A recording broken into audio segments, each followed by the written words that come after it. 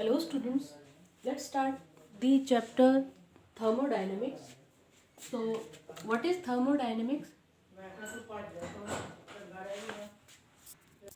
So thermodynamics is the branch of physics that deals with the conversion of one form of energy into another form of energy. Okay, so it is a branch of physics that deals with conversion of one form of energy into another energy.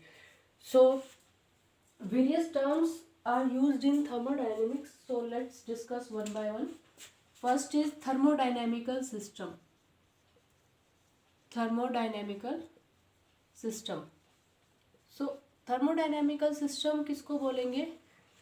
कोई भी assembly of large number of particles, ठीक है, gaseous particles, liquid particles, है ना.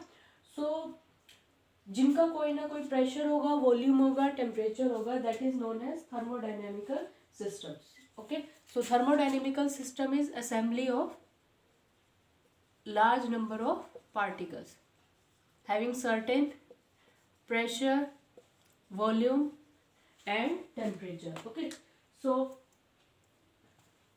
that is thermodynamical system. Next is surroundings.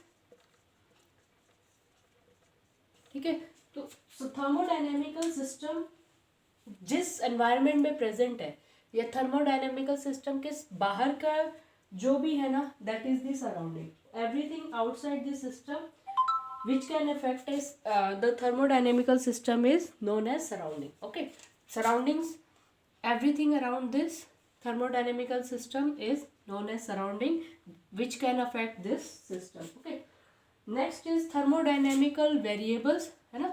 thermodynamical variables कौन कौन से हैं? प्रेशर, वॉल्यूम, टेम्परेचर, है ना. All these are thermodynamical variables. ठीक है.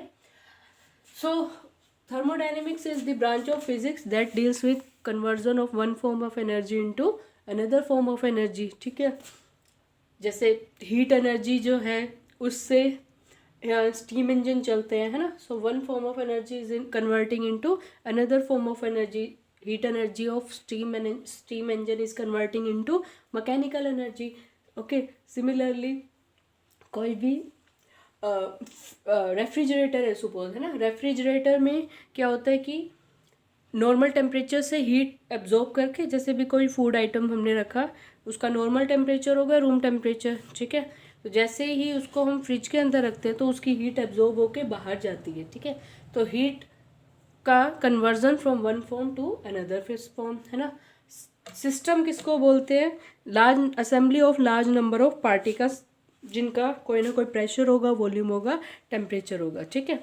Next is surroundings. Everything outside the thermodynamical system is known as the surrounding. Variables, thermodynamical variables are pressure, volume, है ना, टेम्परेचर. तो हम बल्क में पार्टिकल्स की स्टडी करते हैं और इनकी हीट कन्वर्जन को स्टडी करने के लिए हम किस फैक्टर्स को लेकर चलेंगे? Pressure, volume, temperature. ठीक है, चलो. Next is thermal equilibrium.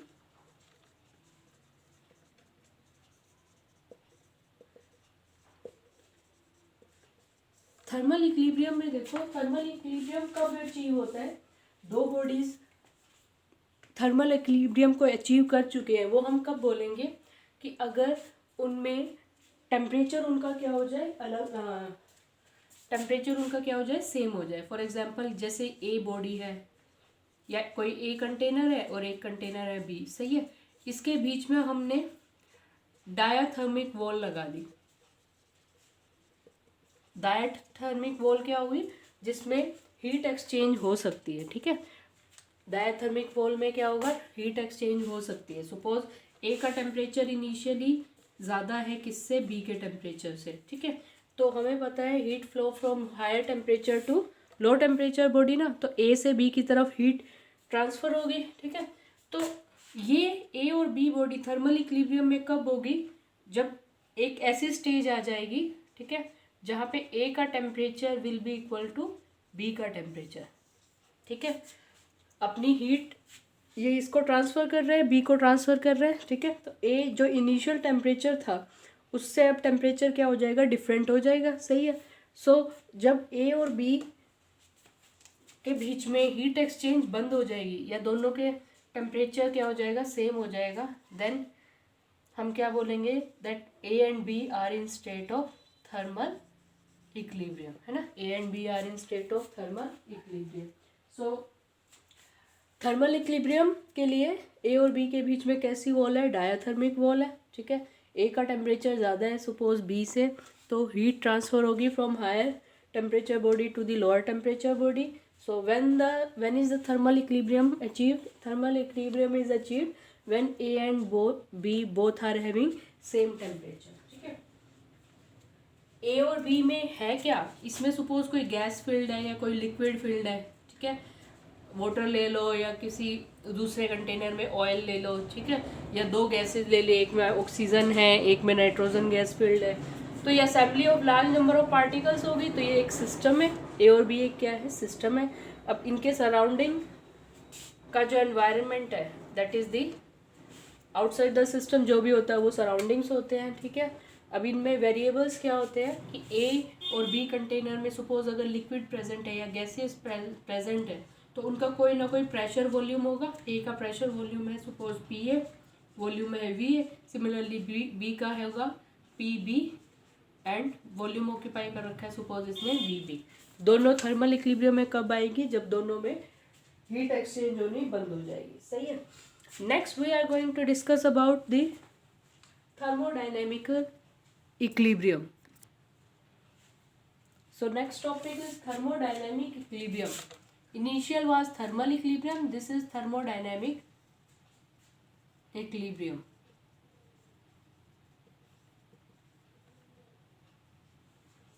ठीक है, थर्मोडायनेमिकल इक्विलिब्रियम में देखो कि अगर हमारे पास कोई कंटेनर हमने कंसीडर कर लिया, थर्मोडायनेमिक इक्विलिब्रियम कभी अचीव होता है, देखो सपोज हमारे पास कोई कंटेनर है ए, सही है, इस कंटेनर में सपोज गैस फील्ड है, तो यहाँ पे प्रेशर होगा पी ए, वॉल्यूम होगा वी ए, टेम्परेचर होगा इसका टी ए, ठीक है। P A V A P V T are the thermodynamical variable, है ना, और क्या होते हैं, मास हो गया इसका, ठीक है। तो अब ये सपोज कंप्लीटली इंसुलेटेड है सराउंडिंग से, ठीक है, ये सिलेंडर जो है इंसुलेटेड है सराउंडिंग से। इंसुलेटेड मतलब बिल्कुल भी हीट जो है वो एक्सचेंज नहीं हो रही इसमें, ठीक है। इसके सराउंडिंग में हमने ऐसा मटेरियल लगा दिया जिससे हीट बाहर सराउंडिंग में ना जा सके, ठीक है। तो थर्मोडायनेमिकल इक्विलिब्रियम में कब अचीव होगा कि with the passage of time, time तो इंक्रीज कर रहा है, टाइम बीतता जा रहा है, बट प्रेशर वॉल्यूम टेम्परेचर जो फैक्टर्स है इन पे कोई भी इफेक्ट ना हो, यानी थर्मोडायनेमिकल जो वेरिएबल्स है ना, प्रेशर वॉल्यूम टेम्परेचर मास कॉम्पोजिशन, अगर ये टाइम के साथ चेंज नहीं हो रहे हैं then that system is in thermodynamic equilibrium. कोई कंटेनर है बट वो इंसुलेटेड है, सराउंडिंग से कोई हीट एक्सचेंज नहीं हो रही है, तो अगर with the passage of time pressure volume temperature mass composition वो चेंज नहीं होती है, then that system is in state of thermodynamic equilibrium. Okay, now let's discuss about the zeroth law of thermodynamics. So let's discuss about the zeroth law of thermodynamics. ये suppose A, B और C 3 cylinders है, ठीक है। A और C के बीच में देखो कैसी वॉल है, डायाथर्मिक। डायाथर्मिक वॉल होने का मतलब हीट एक्सचेंज हो सकती है, ठीक है।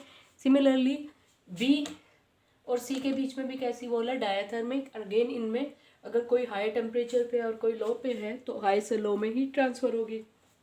बट ए और बी के बीच में कैसी वॉल है, एडियाबैटिक वॉल है। एडियाबैटिक वॉल होने का क्या मीनिंग होता है, that no heat can exchange between these two system, ठीक है।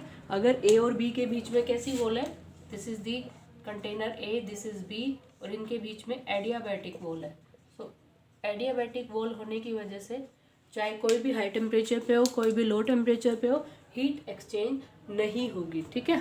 तो अगर ए और सी के बीच में डायाथर्मिक वॉल है तो अगर तो इनमें थर्मल इक्विलिब्रियम कभी ना कभी अचीव हो जाएगा, है ना। तो after achieving the thermal equilibrium, after when thermal equilibrium is achieved, when thermal equilibrium is achieved between A and C and B and C, ठीक है। तो अगर थर्मल इक्विलिब्रियम अचीव हो चुका है किसके बीच में, A और C के बीच में और B और C के बीच में, तो होगा क्या, होगा ये कि temperature of A cylinder will be equals to temperature of C, similarly temperature of B will be equals to temperature of C, यही होगा है ना, because they have achieved the thermal equilibrium. यानी इनिशियली जब थर्मल इक्विलिब्रियम अचीव नहीं हुआ था तो इन A और C के बीच में हीट एक्सचेंज हो रही थी, सिमिलरली B और C में हीट एक्सचेंज हो गई थी, ठीक है। But after achieving the thermal equilibrium A और C के बीच में A और C थर्मल इक्विलिब्रियम में आ गए, यानी टेम्परेचर ऑफ थर्मल इक्विलिब्रियम बोल रही हूँ मैं, थर्मल A और C का टेम्परेचर इक्वल, B और C का टेम्परेचर इक्वल। तो अगर A और B के बीच में इनिशियली कैसी वॉल थी, एडियाबैटिक, अगर इस एडियाबैटिक वॉल को हटाकर डायथर्मिक वॉल भी लगा लेते हैं ना after achieving the thermal equilibrium, ये कंडीशन आ चुकी है, उसके बाद अगर आप A और B के बीच में जो इनिशियली एडियाबैटिक वॉल थी उसकी जगह क्या लगा दी, डायथर्मिक वॉल होने से हीट एक्सचेंज होगी। तो हम देखेंगे कि इनमें हीट एक्सचेंज नहीं होगी, क्यों नहीं होगी, क्योंकि ये ऑलरेडी A और C थर्मल इक्विलिब्रियम में थे, B और C थर्मल इक्विलिब्रियम में थे, यानी C का टेम्परेचर A के इक्वल है और C का टेम्परेचर B के भी इक्वल है। तो इसको हम ऐसे लिख सकते हैं that temperature of A equals to temperature of B equals to temperature of C, या ऐसे समझ लो कि राइट हैंड साइड इक्वल है, तो राइट हैंड साइड अगर इक्वल है तो ये इसका मतलब क्या हुआ, लेफ्ट भी इक्वल होंगे, तो TA is equals to TB। तो यानी A और B ऑलरेडी थर्मल इक्विलिब्रियम में आ जाएंगे और डायथर्मिक वॉल लगाने के बावजूद भी इनमें हीट एक्सचेंज नहीं होगी। सो ज़ीरथ लॉ ऑफ थर्मोडायनेमिक्स क्या कहता है, if system A is in thermal equilibrium with system C and system B is in thermal equilibrium with system B is in thermal equilibrium with system C, then A and B will be automatically in thermal equilibrium with each other, ठीक है। क्या है इसकी condition, thermal zeroth law of thermodynamics की, it states that if two systems A and B are separately in thermal equilibrium with system C, then A and B are also in thermal equilibrium, क्योंकि इनका temperature अगर C के equal है तो यानी A और B का temperature भी आपस में क्या है, इक्वल है। Thank you.